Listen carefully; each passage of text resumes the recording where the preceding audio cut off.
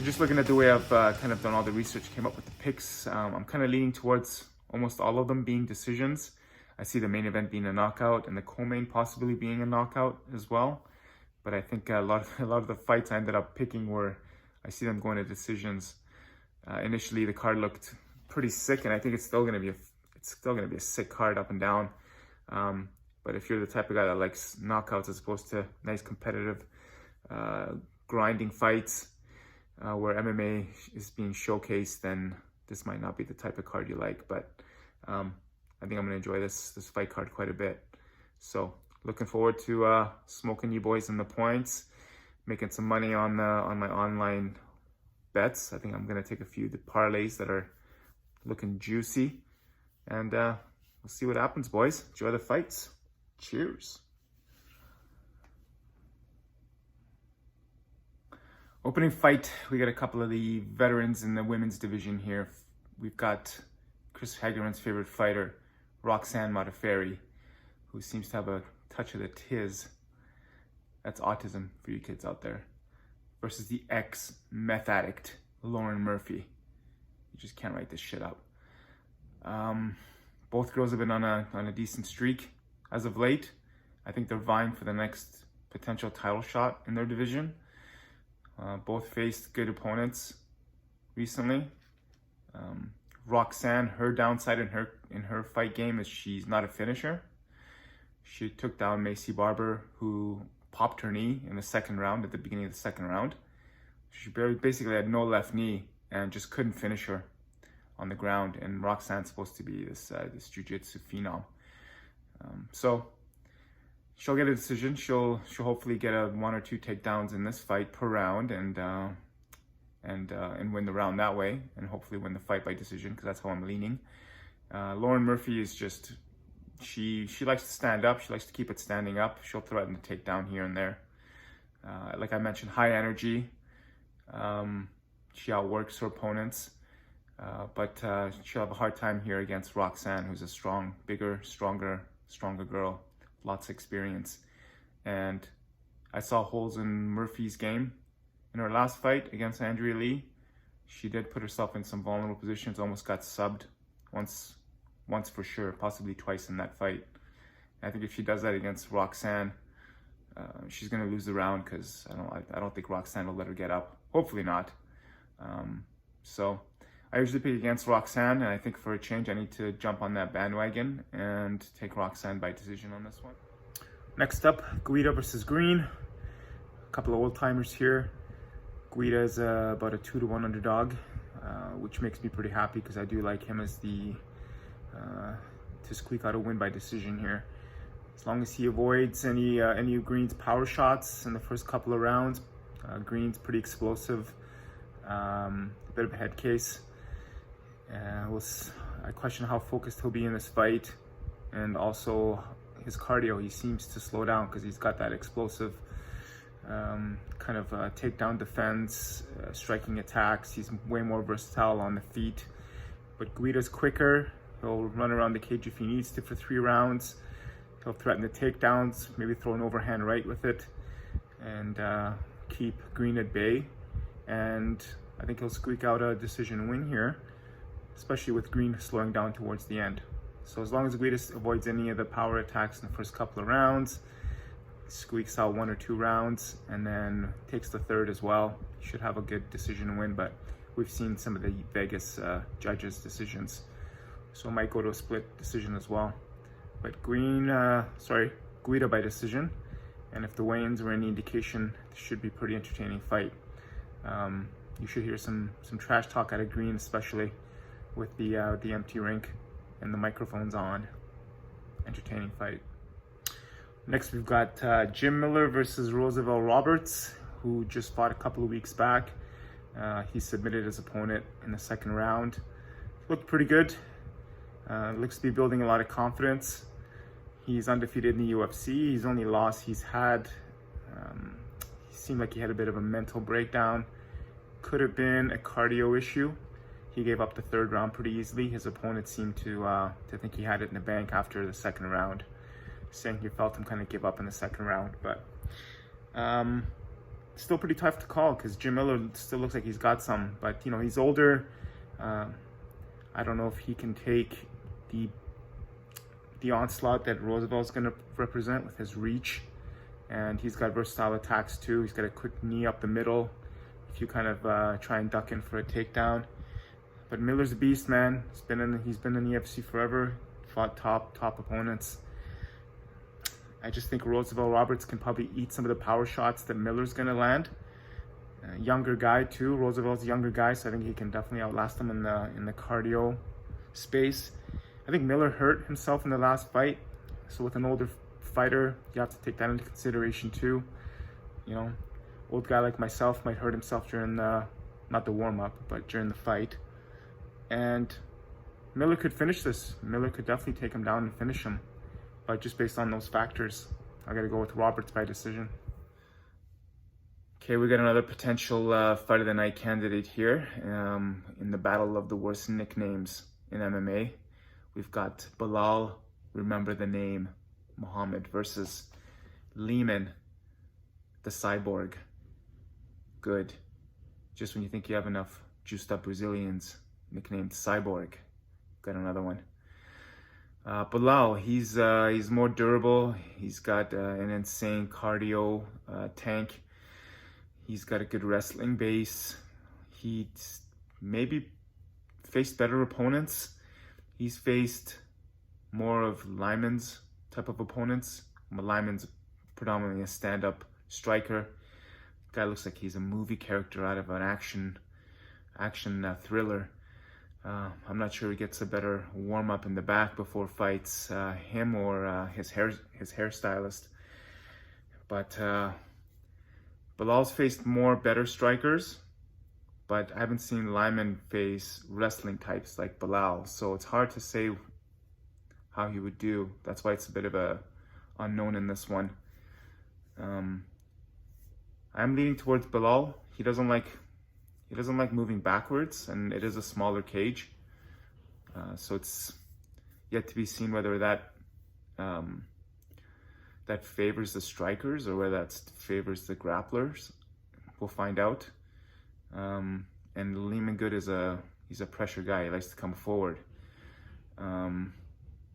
So a couple of factors against Lehman, a bet against him, is he has had he did get the coronavirus a couple of months back, so who knows if he's recovered from it.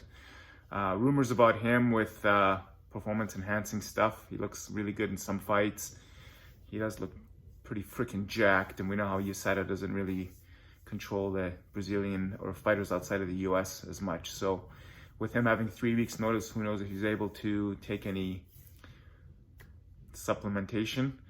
And I've just noticed a couple of weird moments in his corners where he said he's afraid to get knocked out, and his corners had to hype him up. So, but the biggest thing is probably just, I've seen footage on Belal be durable against strikers.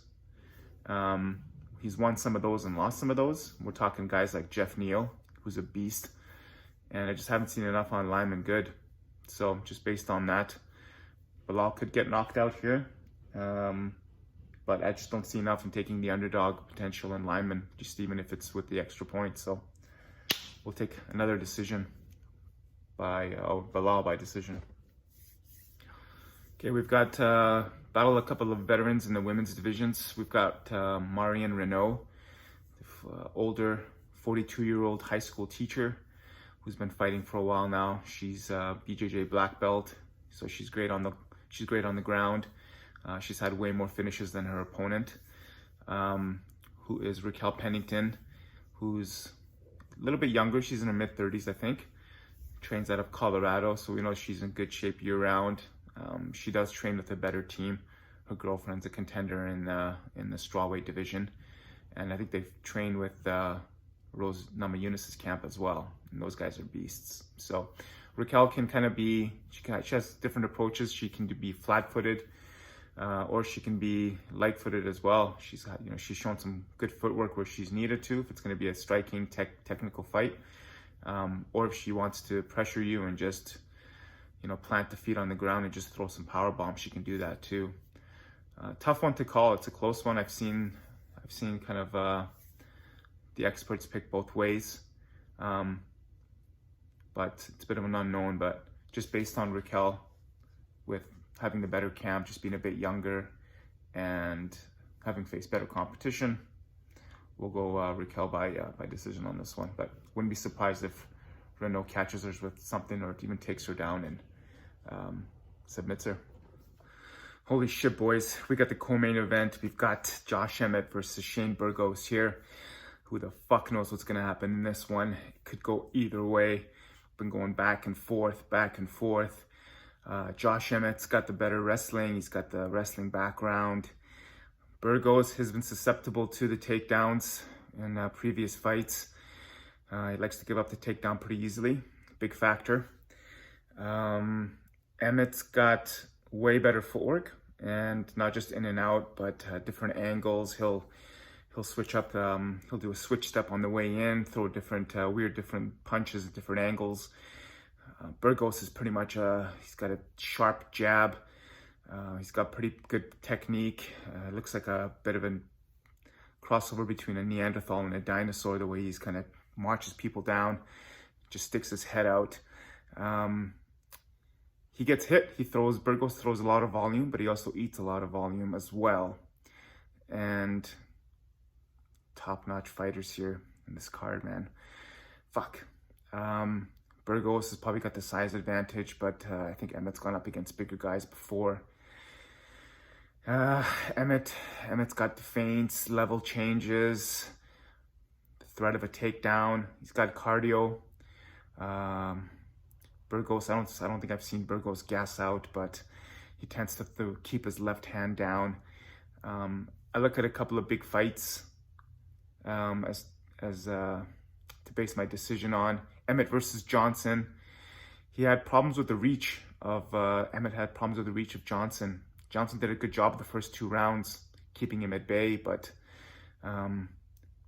eventually Emmett just kind of got his overhand right hand through somehow and just knocked him out with a minute left. Burgos could do the same thing, but I think Emmett's just got more ways to win here. I think he's got the wrestling, the cardio, the power. So just based on that factor, I know there's no extra point on the line here. It'd be a juicier bet if I was putting some money down on this, but fuck, I initially was gonna go with Burgos, but the more I'm looking into it, I just think there's more ways Emmett can squeak this one out, even though he's a bit older than Burgos. So who the fuck knows? But hopefully it's fight of the night. So we'll go Emmett. I haven't decided if I'm gonna go decision or a finish yet, so that'll be in the picks. But who the fuck knows in this one, boys? All right, boys. In the main event, we've got Curtis Blaydes versus Volkov. A couple of big heavyweights here, scheduled to go 5. Probably won't need all 5 rounds. Curtis Blaydes is a big finisher. He's a wrestling-based guy, explosive, fast, powerful. He either finishes fights or gets finished. Versus Volkov, who's more the technical, more well-rounded fighter who'll play it smart. He doesn't give a fuck if he gets a decision. He just wants to move up the rankings. But Blaydes, he's got the X factor, you know. I think he likes to come in and just showcase his skills and just finish the fights, you know, with an exclamation mark, whereas Volkov will just play it smart and do what it takes, he'll be more adaptive to what's going on in the fight, you know, do what it takes to, you know, he'll be more patient, let's put it that way. He did that with Verdum, just wore on him with his striking, avoided the takedown, and eventually finished him in the 4th or 5th round, I think it was. But he is susceptible to the type of guys that are more explosive based, like Blaydes. He had problems with Greg Hardy, who's still an up-and-coming young guy in the sport, but he's powerful, he's explosive, he's fast. And even though Greg Hardy was hurt in the fight against Volkov just played it safe and just stayed away from the knockout danger and went to a decision, which didn't get a lot of rave reviews from a lot of the analysts and experts. Blaydes goes in there though. He plays to his strengths and goes for the finish, and he usually gets it done. So didn't need to do a lot of research on this one. I know both guys relatively well. Lots of short video to watch on both of them. And one other thing too is Volkov. He did get KO'd by Derek Lewis late in his fight. So he is susceptible to kind of, even a guy who gasses out like Derek Lewis, who still has the power, he's kind of susceptible to getting caught in that trap as well. He played into Derek Lewis's game and got caught. So I don't see this one going past the second. I'm hoping Blaydes gets it done in the second round by either threatening a takedown and coming up with a right hand or a left hook, or taking him down and just ground and pounding him out. So hopefully we finish the night of fights with a big bang, with a nice KO, and hopefully I smoke you guys on points again.